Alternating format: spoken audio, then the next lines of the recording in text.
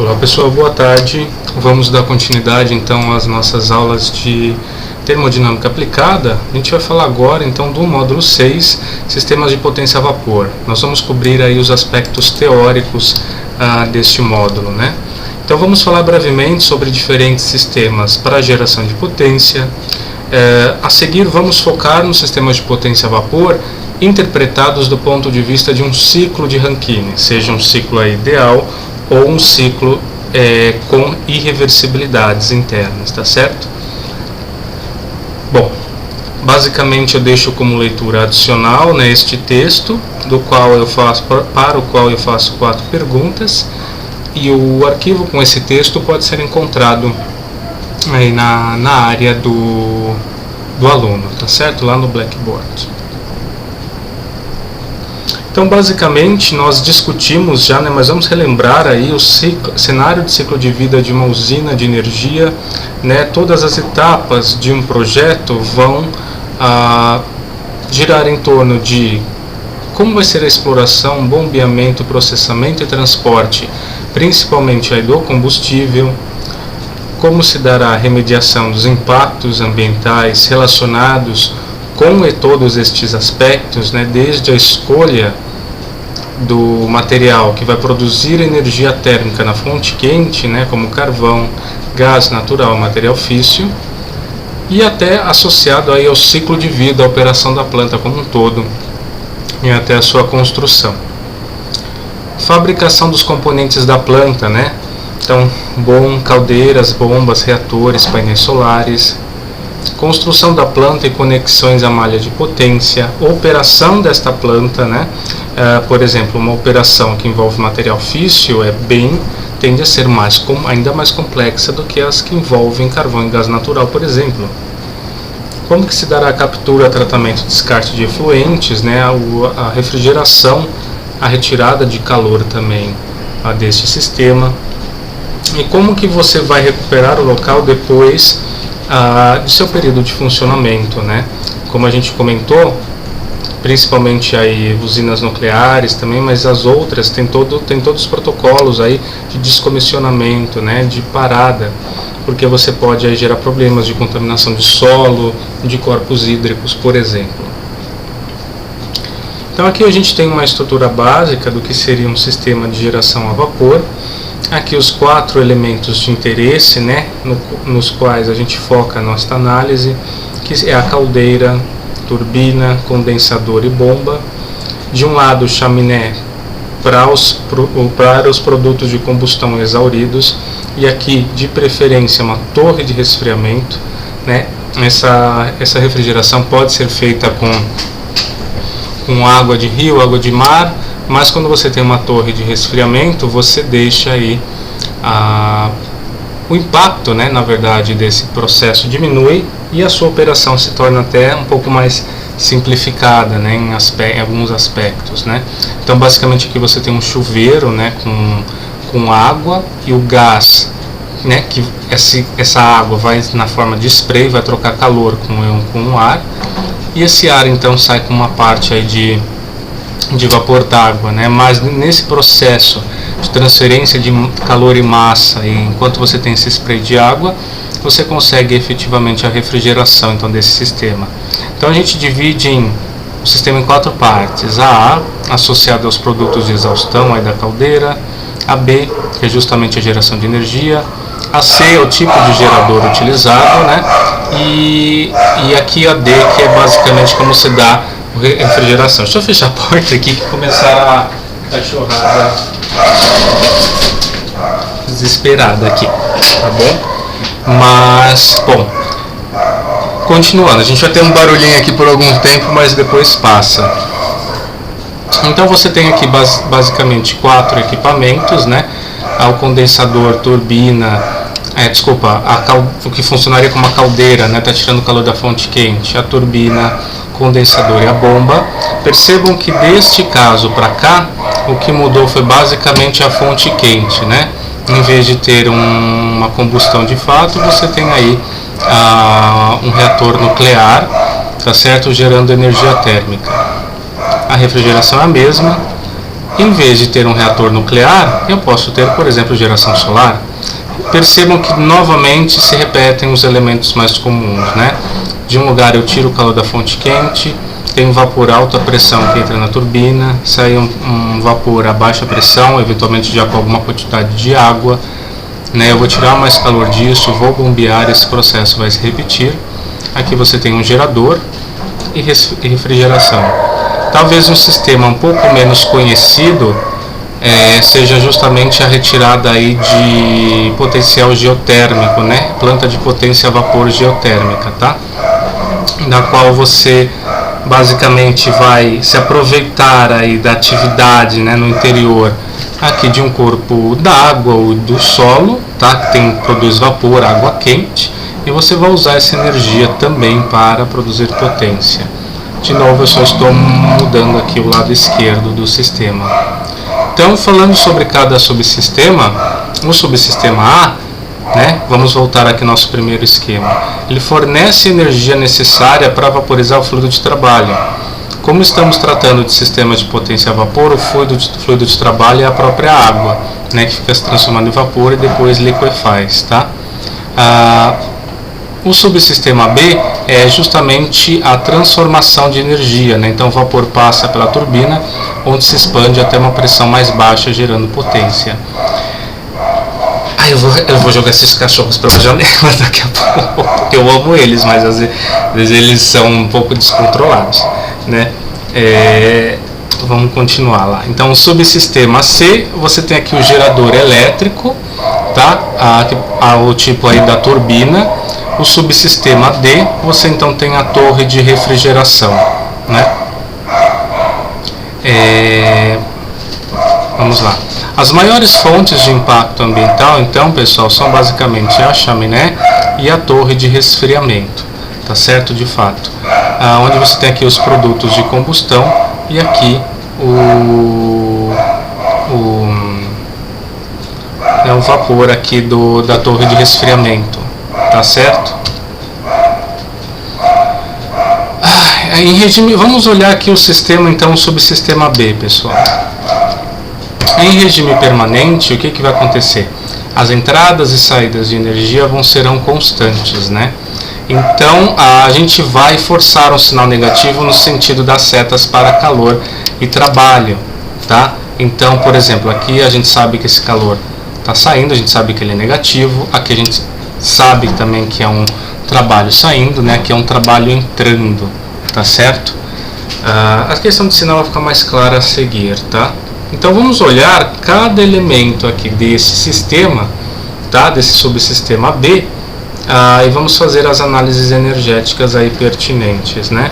Então, olhando primeiramente a caldeira, desculpa, não foi a caldeira não, mas a turbina, tá? O primeiro sistema. Então, entrada da turbina, saída da turbina. Em regime permanente, todas as trocas energéticas são iguais a zero. Então você tem uma diferença de energia cinética, você tem aqui uma diferença de energia potencial gravitacional, e você tem aqui um calor trocado pelo volume de controle que acabam se cancelando, porque você considera que o processo é adiabático ao longo da turbina e não há diferença aqui apreciável de energia cinética e energia potencial gravitacional, tá certo? Então você tem basicamente que a potência aqui gerada pela turbina vai ser a diferença entre a entalpia 1 e a entalpia 2 no final das contas, tá? Percebam que o sentido da seta já corresponde também ao sentido que a gente vai usar aqui como negativo, né? Para o balanço de energia, a gente já sabe que isso é um valor negativo. Perceba que de certa forma a gente está minimizando um pouco as definições de sinais que fizemos anteriormente. E acabamos de escrever então a potência específica da turbina, né? Potência sobre vazão mássica, que é igual aí a uma diferença de entalpia de entrada e de saída, tá? Condensador, né? Entrada e saída. Você tem então que a soma das energias é igual a zero.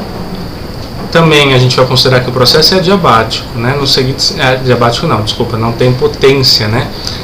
Trabalho sendo realizado, tá? Ou a única coisa que está acontecendo aqui é uma troca térmica, tá?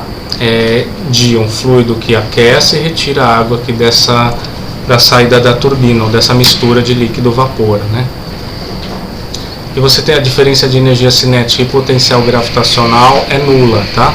E aqui o trabalho, então, não existe. Então, basicamente, perceba que a gente já está forçando o sinal do calor de saída, a gente sabe que ele é negativo, né? Quando você passa, então, o Q para o outro lado, esse calor específico e o M dividindo, então o calor específico é igual a H2 menos H3. Vamos olhar a bomba, então sai do condensador, né, entra aqui a corrente 3 na bomba, sai a corrente 4, não tem variação também de energia cinética e potencial gravitacional apreciável.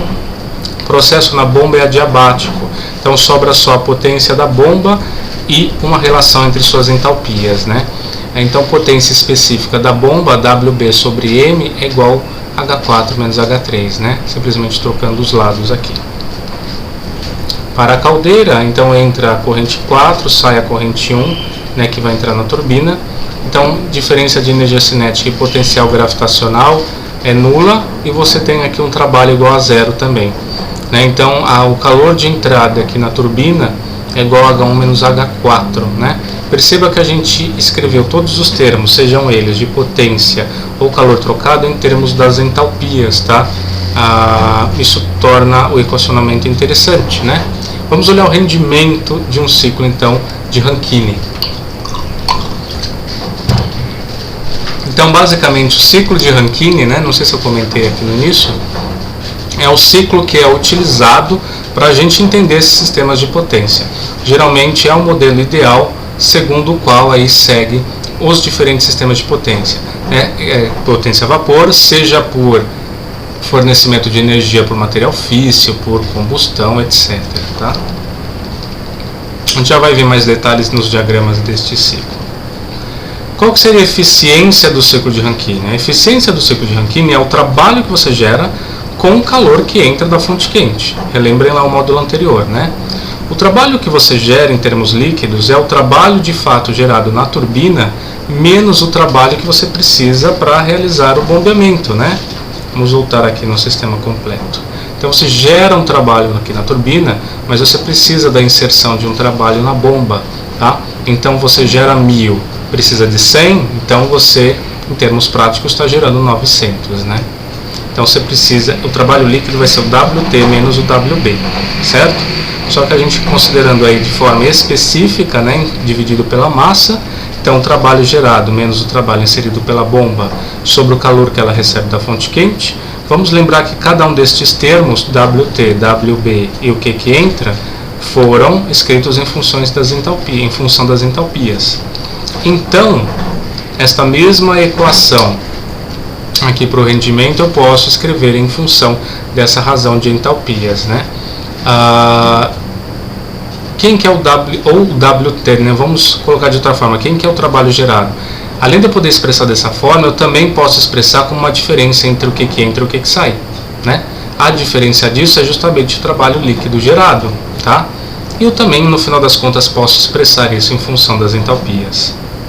Além desse parâmetro eta, que a gente já conhecia, então a gente já conseguiu já, para um ciclo de Carnot, né, determinar quem era a eficiência em função das temperaturas.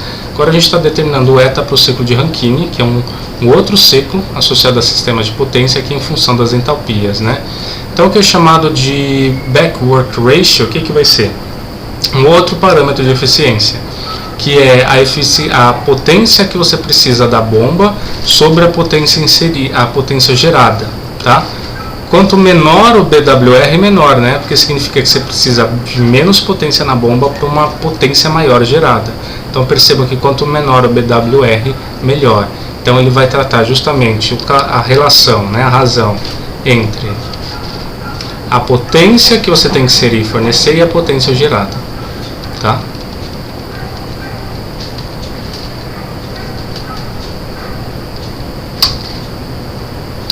Aqui fica um texto, pessoal, para leitura de vocês, Energia e Meio Ambiente, falando sobre as reservas de carvão, a geração de energia a partir do carvão e a questão dos resíduos, principalmente no contexto norte-americano, tá? Deixo aí para leitura, então, de vocês. Então, na nossa modelagem anterior, todas as irreversibilidades foram desprezadas. Por exemplo, a gente considerou adiabático o que está acontecendo lá na turbina e na bomba, e não necessariamente é assim, né? Em um ciclo sem irreversibilidades não há queda de pressão por atrito na caldeira, você não tem perda de carga ao longo da tubulação, tá? Além disso, na ausência de reversibilidades de transferência de calor com as vizinhanças, os processos através da turbina e da bomba serão isentrópicos, tá? Eles são isentrópicos e adiabáticos também, tá? Só para a gente ter uma ideia, em termodinâmica, então, uma transformação isentrópica é aquela em que a entropia do sistema permanece constante. Então, pela segunda lei da termodinâmica, né, um infinitesimal de calor trocado tem que ser sempre menor ou igual que o produto de T ds, tá? Para que seja obedecida a lei, para que a entropia não seja destruída, né, basicamente, tá? E para um processo reversível, vale aqui então essa relação, tá? No caso da igualdade, né? O símbolo de igualdade implica então um processo reversível. Em um processo isentrópico reversível, então quando ΔQ é igual a TdS, o que acontece? Se o processo é isentrópico, ds é igual a zero. Então dQ vai ser zero também. Moral da história, é um processo isentrópico, onde a entropia não varia, porque eu não tenho irreversibilidades internas no sistema. Ele também é adiabático, né? Por essa igualdade aqui que vem da segunda lei da termodinâmica, tá?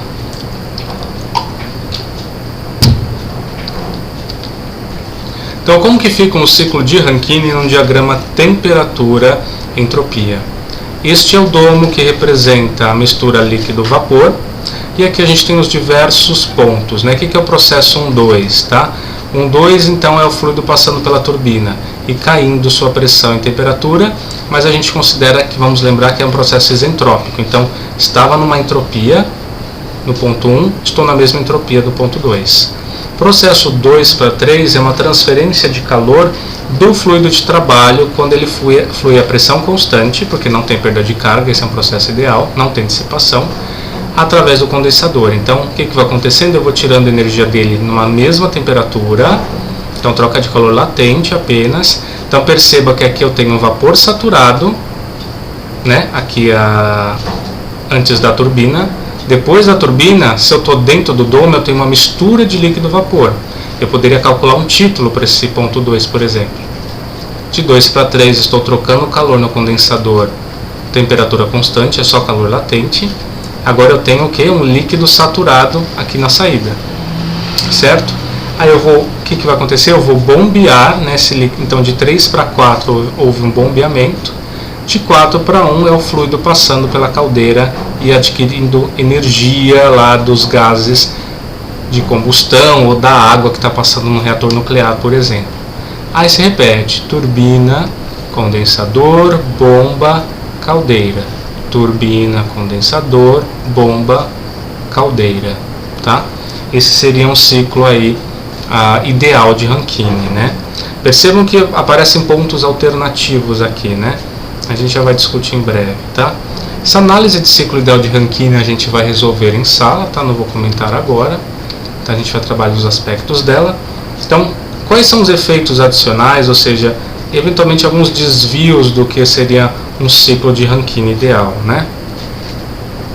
Um aumento de pressão na caldeira ou uma diminuição da pressão no condensador tende a aumentar a eficiência térmica do ciclo ideal, tá?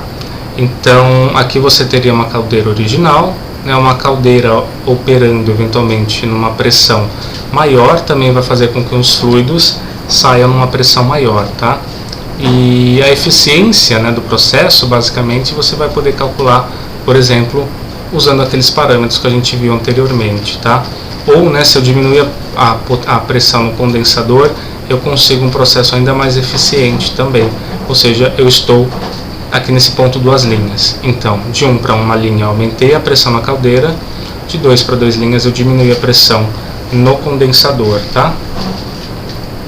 Só que tem um limite, né? A pressão mais baixa possível no condensador é a pressão de saturação correspondente à pressão ambiente.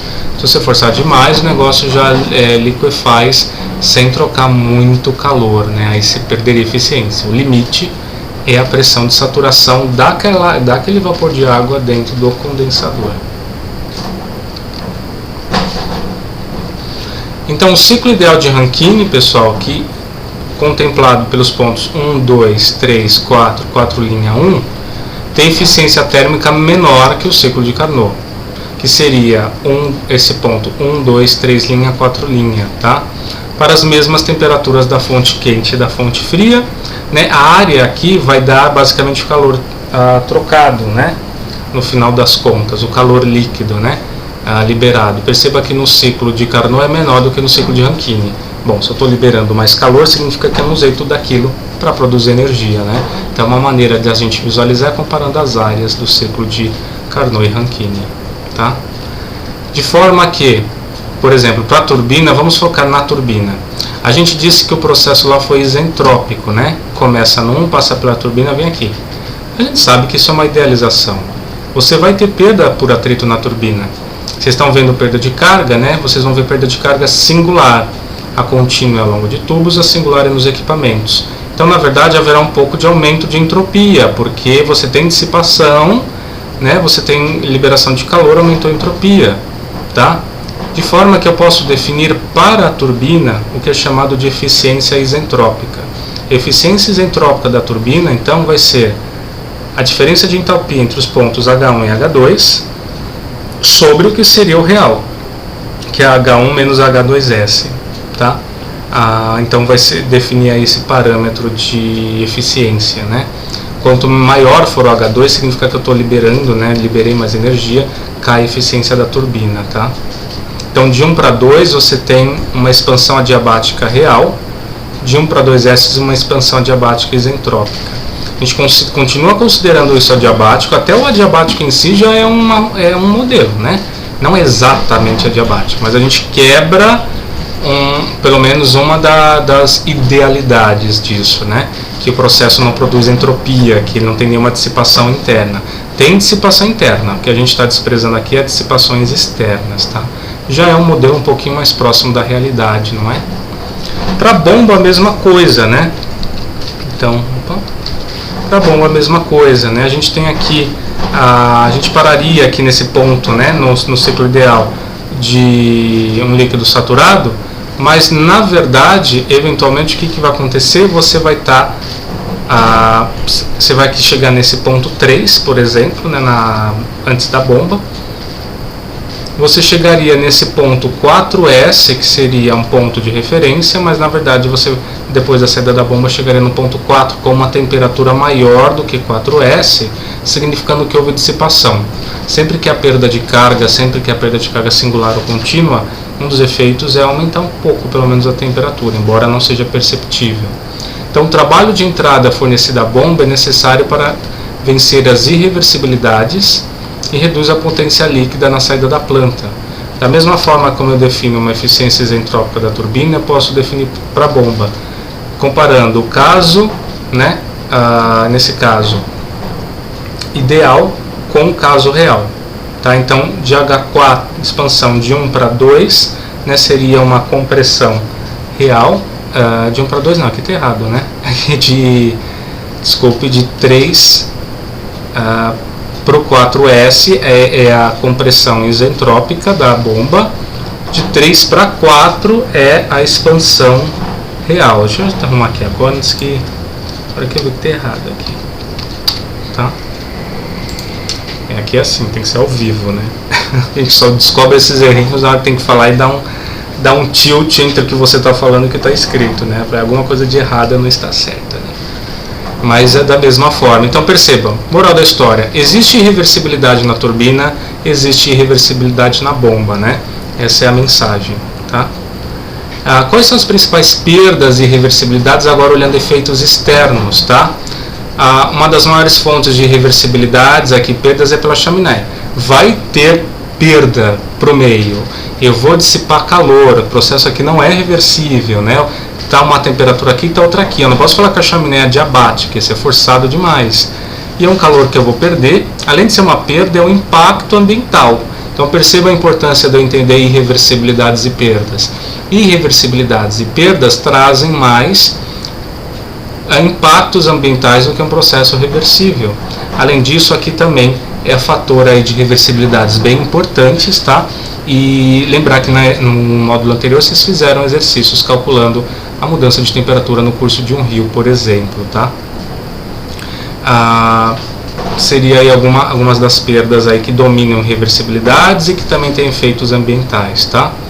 Bom, para melhoria de desempenho, pessoal, eu posso basicamente trabalhar usando um superaquecimento, né, melhorando o aquecimento, fazendo reaquecimento do fluido de trabalho, plantas supercríticas que trabalham com fluido supercrítico. O fluido supercrítico é aquele em que não há mais distinção entre o que é líquido e vapor. Então, mesmo que eu tenha uma mistura líquido-vapor, o bombeamento disso fica mais fácil, porque o comportamento passa a ser análogo, tá? Vocês podem depois fazer uma leitura complementar sobre fluidos supercríticos, é bem interessante, tá? Seriam alguns exemplos de melhorias, tá?